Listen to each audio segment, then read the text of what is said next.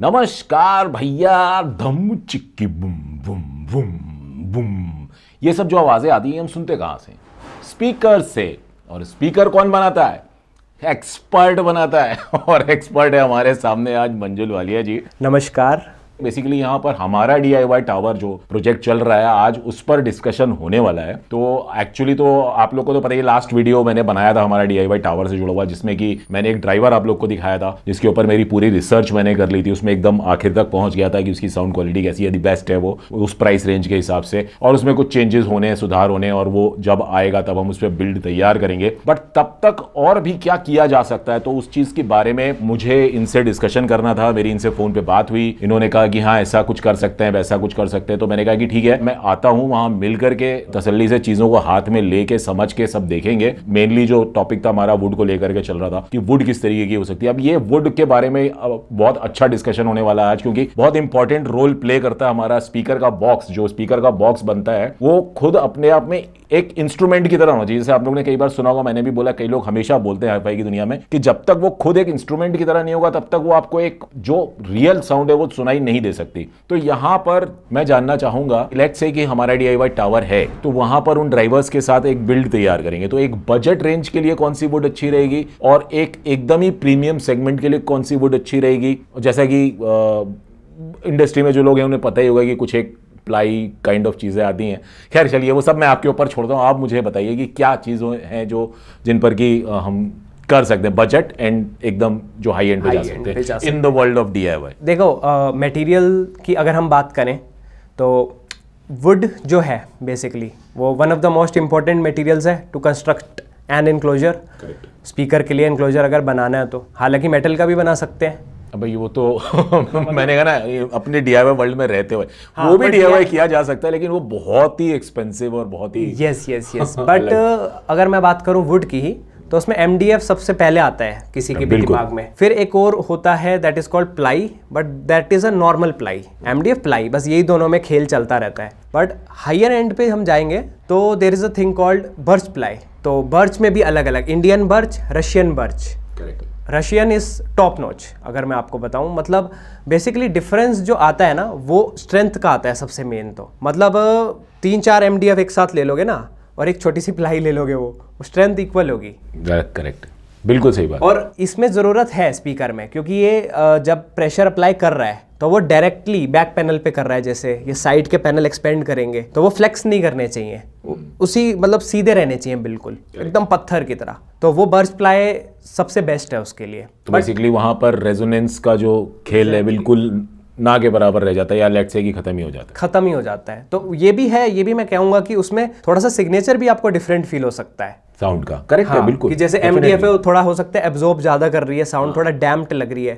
हो सकता है वो प्लाई आपको थोड़ा ओपन साउंड करती हुई लगे, बट टाइट रहेगा। मतलब उसमें जो रेजोनेंस है, मतलब बॉक्स में से आवाज नहीं आएगी बिल्कुल भी। बट फिर वो पॉइंट वही है कि जैसे मैंने आपसे पूछा कि बजट को लेकर के अगर चलना हो तो उसके हिसाब से कि लेट्स से कि अगर हमारा DIY टावर है तो उसके लिए क्या बर्च प्लाई पे जाएं, क्योंकि वो तो किट की तरह अवेलेबल भी होगा हमारा DIY टावर। तो कोई किट लेता है और वो खुद बनाना चाहता है, तो मतलब उसका कुछ आइडिया दें कि कितना महंगाई और सस्ते में क्या फर्क आता है उसमें। तो देखो, अगर मैं इसकी बर्च प्लाई की बात करूं तो साउंड में फर्क तो आएगा। मतलब एक क्लियर डिफरेंस आपको फील होगा कि हाँ दिस इज मतलब क्लीनर साउंड कर रहा है वो। बट वही बात आ जाती है प्राइस की। वो थोड़ा प्रीमियम सेगमेंट है। प्रीमियम भी कितना, आई थिंक 3 टाइम्स तक लगभग जो है शीट की कॉस्ट आती है, अगर सेम थिकनेस की शीट हम लेंगे। तो लेट्स से कि अगर MDF है 2000 की तो वो हमें पड़ेगी 6000 की अप्रोक्सीमेटली, एक सिंगल पीस की बात कर रहा हूँ। हाँ, ऐसा ही कुछ कितना यूज होगा उस पे, उसके ऊपर भी डिपेंड करता है कि भाई 1 शीट लग रही है, 2 शीट लग रही है किसी को। हाँ, ये भी है कि लाइक छोटा प्रोजेक्ट है तो हम इजीली बर्च प्लाई में जा सकते हैं, ज़्यादा कॉस्ट नहीं बढ़ रही,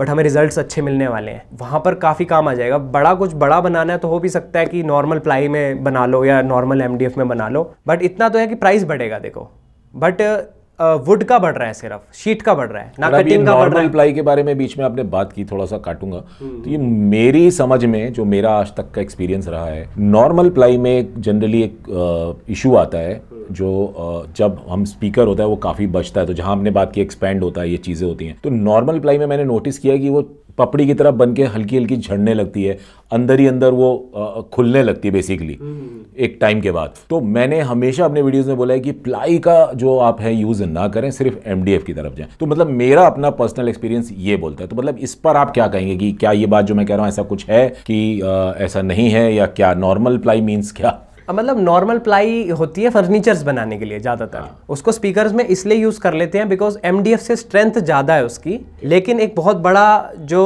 प्रॉब्लम है ना नॉर्मल प्लाई में, वो ये कि गैप्स होते हैं, वॉइड्स होते हैं। हाँ, वो इसी वजह से जो मैंने कहा वो बस वॉइड्स ही प्रॉब्लम है सबसे बड़ी। तो बेसिकली मैंने नोटिस किया है कि सबसे ज़्यादा जो मैंने देखा है ये नॉर्मल प्लाई वाली कहानी है, वो थोड़ा DJ वीजे जो स्पीकर बनते हैं वो आउटडोर प्रोफेशनल के लिए, मैंने उसमें ज़्यादा यूज़ होती देखी है वो। हाँ, बिकॉज वो ट्रैवल के लिए है ना, उनको लेके जाना है, उठाना है, पटकना है बॉक्स को, समझ रहे हो, इधर उधर MDF तो टूटे ना। उसमें भी क्या है, उसमें इतने बड़े बड़े पेच डाल रखे हैं। हम तो यहाँ पेच हाईफाई में यूज ही नहीं कर सकते। करेक्ट है। तो वो चीज आ जाती है। तो बेसिकली हाईफाई की जब दुनिया की बात करें तो वहां से लेट्स से कि नॉर्मल प्लाई को हम वहां से हटा सकते हैं कि नहीं हटा सकते? बिल्कुल हटाओ, बिल्कुल हटाओ, आई वुड से बिल्कुल हटा दो। सबवूफर बनाने तो शायद कंसीडर कर लो कि स्ट्रेंथ ज्यादा चाहिए किसी को, और स्ट्रक्चरल में नॉर्मल में भी मेरे ख्याल से कुछ अच्छी प्लाई भी आती है। एक नॉर्मल, बहुत ही नॉर्मल जिसकी बारे में मैंने बात की, तो वहां पर सिर्फ एक नॉर्मल शब्द कह देने से आई थिंक कि लोगों को थोड़ा कंफ्यूजन हो जाएगा। तो आज से आप ये मान के चलो कि अगर आपको सबवूफर में जैसा कि ये बोल रहे हैं, तो वहां पर भी कोशिश ये करें कि आप फिर बर्च प्लाई की तरफ ही जाएं, क्योंकि वहां पर आपको सब कुछ बेटर ही होने वाला है।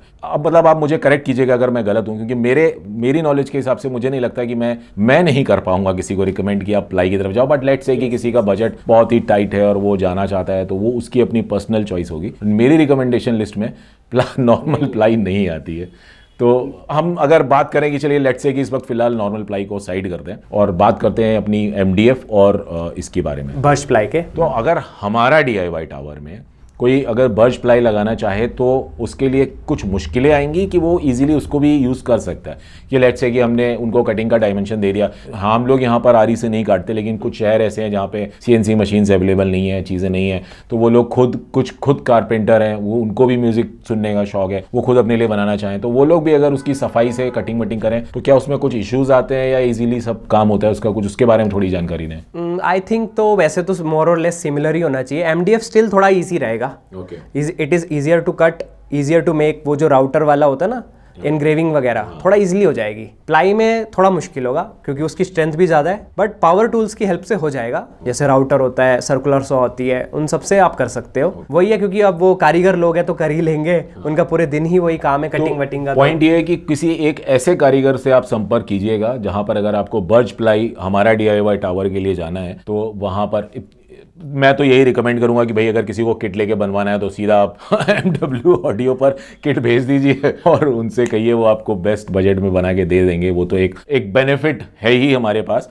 बट जहां तक बात चल रही है जो ऐसा आपने कहा, तो उस पर मैं ये कहूंगा कि किसी एक से इस तरीके के एक्सपर्ट के पास आप उसको कटिंग के लिए दीजिएगा जिसको कि पावर टूल्स की नॉलेज हो पूरी तरीके से, वो हाथ से लेकर के कटिंग करे और वो सब थोड़ा अवॉइड करे।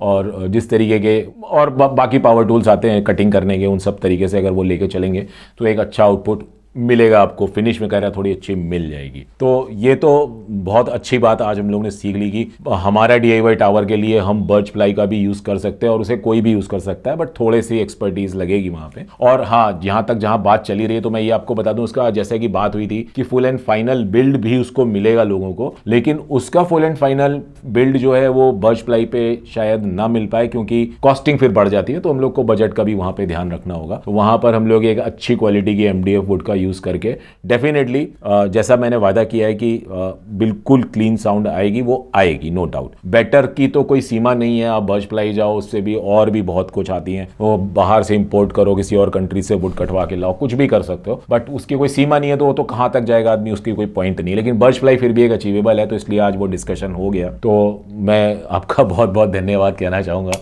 और थैंक यू वेरी मच कि आपने इतनी सब चीज़ों की जानकारी आज हमको दी। फिलहाल मैं आप लोग से आगे लेना चाहूँगा। आप लोगों का बहुत बहुत धन्यवाद।